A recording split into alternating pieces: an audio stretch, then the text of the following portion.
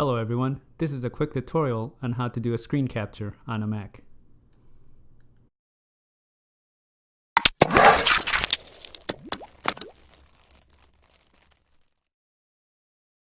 The Mac comes with a utility called Grab. This utility allows you to do screen captures.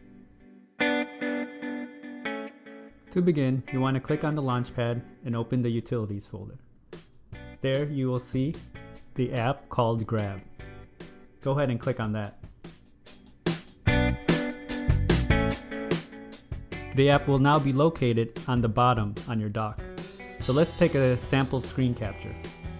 I'm going to open up a browser and take a sample screen capture.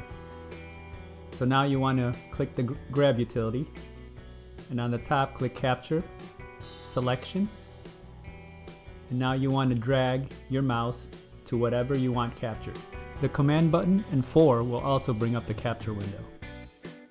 Once you have that captured, just hit the X and save the file. I'm going to close the browser now, and then there's the capture file on the desktop. Click on it, and there you go. The Grab utility for screen captures.